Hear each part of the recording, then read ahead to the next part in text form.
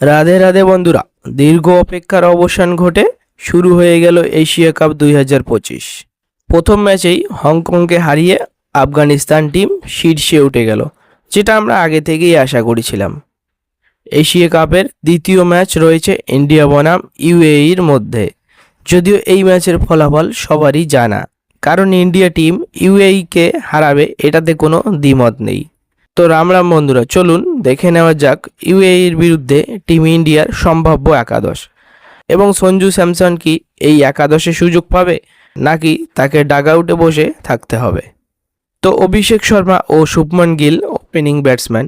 অভিষেক শর্মা একদিকে যেমন বিধ্বংসী ব্যাটিং করে ম্যাচ ঘুরিয়ে দিতে পারেন, অপরদিকে পার্ট টাইম বোলিং অপশনও দলের জন্য কার্যকরী হবে।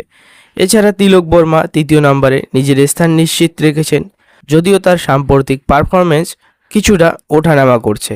অধিনায়ক সূর্যকুমার যাদব 4 নম্বরে থাকবেন এবং দলের ব্যাটিং আক্রমণের মেরুদণ্ড হিসাবে কাজ করবেন। পঞ্চম নম্বরে অক্ষর প্যাটেল থাকবেন, যিনি ইতিমধ্যে টি-20 ক্রিকেটে অলরাউন্ডার হিসাবে নিজেকে প্রমাণ করেছেন। হার্দিক পান্ডিয়া অলরাউন্ডার হিসেবে ফিনিশিং এবং অতিরিক্ত পেস বোলারের দায়িত্ব নেবেন।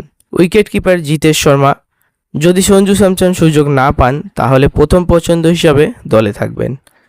বোলিং বিভাগে থাকবেন কুলদীপ যাদব, বাঁহাতি পেসার অর্শদীপ সিং ও জসপ্রীত বুমরা।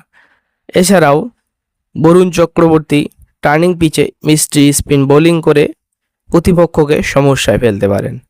তো রাম রাম বন্ধুরা, টিম ইন্ডিয়া কি 2025 এশিয়া কাপ জিততে পারবে? তুমি ইন্ডিয়াকে সাপোর্ট করে থাকলে কমেন্টে অবশ্যই ইন্ডিয়া লিখবে।